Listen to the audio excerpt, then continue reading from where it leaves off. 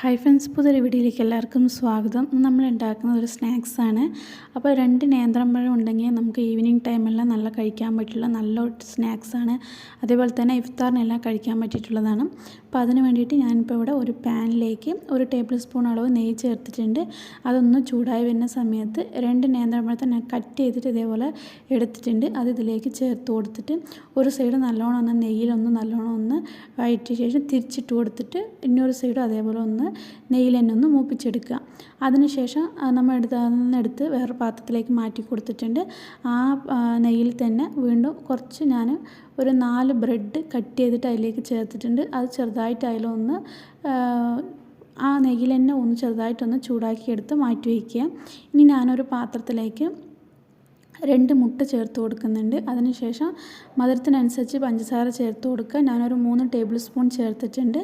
1/2 teaspoon അളവ് ഏലക്കാപ്പൊടിയും ചേർത്തിട്ട് നല്ലോണം ഒന്ന് മിക്സ് ചെയ്ത് കൊടുക്കുക. നല്ലതായി പഞ്ചസാര എല്ലാം നല്ല അലിഞ്ഞ് മിക്സായി വന്ന ശേഷം അതിലേക്ക് 1/2 കപ്പ് അളവ് പാൽ ഞാൻ ചേർത്തിട്ടുണ്ട്.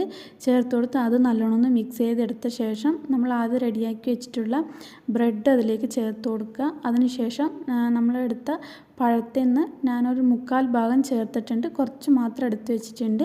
ഇനി അതെല്ലാം കൂടി നല്ലോണം ഒന്ന് മിക്സ് ചെയ്തെടുക്കുക. അതിനുശേഷം ഞാൻ ഒരു പാൻ അടുപ്പിൽ വെച്ച ശേഷം 1 ടീസ്പൂൺ അളവ് നെയ്യ് ചേർത്തിട്ടുണ്ട്. അതിലേക്ക് നമ്മൾ മിക്സ് ചെയ്തിട്ടുള്ള ഈ മിക്സ് അതിലേക്ക് ഒഴിച്ചു കൊടുക്കുക. എന്നിട്ടൊന്ന് എല്ലാ ഭാഗത്തേക്കും ഒന്ന് ലെവൽ ചെയ്ത് കൊടുക്കുക.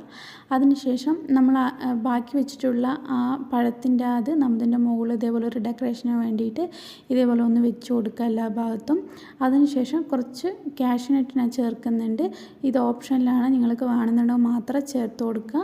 ഞാൻ ഇവിടെ കുറച്ച് കാഷ്യൂനട്ടും കുറച്ച് കിസ്മസും ചേർക്കുന്നുണ്ട്. അതിൻ്റെ മുകളിലേക്ക് കുറച്ച് ഇതേപോലെ ഒന്ന് ഇട്ട് കൊടുക്കുക. അപ്പോൾ നമ്മൾ ഇടയിൽ ഇങ്ങനെ കടിച്ച് കഴിക്കുമ്പോൾ നല്ല ടേസ്റ്റാണ്.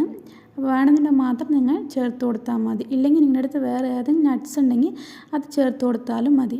അതിനുശേഷം മൂടി വെച്ചിട്ട് ഞാൻ ഒരു പാന് അതേപോലെ ദോശക്കല്ലോ അല്ലെങ്കിൽ ഒരു പാനോ ആദ്യം ഒന്ന് ചൂടാകാൻ വേണ്ടി വെച്ചിട്ടുണ്ട്. അതിൻ്റെ മുകളിൽ ഈ പാൻ നമ്മൾ വെച്ച് കൊടുക്കുക.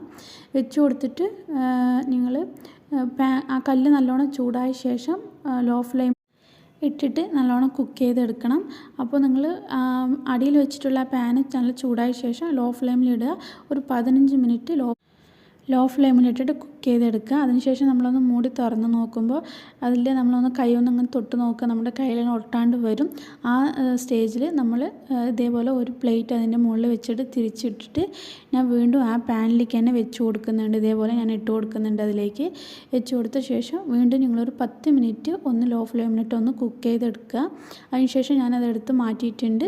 അതെടുത്ത് ഇതേപോലെ ഒരു പാത്രത്തിലേക്ക് ഞാൻ അതുപോലെ തിരിച്ചിങ്ങനെ ഇട്ട് കൊടുക്കുക. ഇട്ട് കൊടുത്തിട്ടുണ്ടെങ്കിൽ നമുക്ക് നല്ല ടേസ്റ്റ് ആയിട്ടുള്ള ഒരു സ്നാക്സ് ഇവിടെ റെഡി ആയിട്ടുണ്ട്. അപ്പോൾ കൂടുതൽ ഇൻഗ്രീഡിയൻ്റ് ഒന്നും ഇല്ലാതെ തന്നെ നമ്മളുടെ വീട്ടിൽ റെഗുലറായിട്ട് ഉണ്ടാവുന്ന സാധനങ്ങൾ കൊണ്ട് പെട്ടെന്ന് ഉണ്ടാക്കാൻ പറ്റുന്ന ഒരു ഈവനിങ് സ്നാക്സാണ്. അപ്പോൾ കുട്ടികൾക്കെല്ലാം ഇതേപോലെ നല്ല ഹെൽത്തി ആയിട്ടുള്ള ഇതേപോലത്തെ ഇത് ഉണ്ടാക്കി കൊടുത്ത് നോക്കുക. നല്ലോണം ഇഷ്ടപ്പെടും എല്ലാവർക്കും. അപ്പോൾ നിങ്ങൾ ഇതുപോലെ ഒന്ന് ട്രൈ ചെയ്ത് നോക്കുക. നല്ല ടേസ്റ്റാണ് കഴിക്കാനായിട്ട്. അപ്പോൾ നിങ്ങൾക്ക് ഈ വീഡിയോ ഇഷ്ടപ്പെടുകയാണെന്നുണ്ടെങ്കിൽ ഒന്ന് ലൈക്ക് ചെയ്യുക, ഷെയർ ചെയ്യുക. നിങ്ങൾ പുതിയതായിട്ട് ആരെങ്കിലും വീഡിയോ കാണുന്നുണ്ടെങ്കിൽ ഒന്ന് സബ്സ്ക്രൈബ് ചെയ്യുക.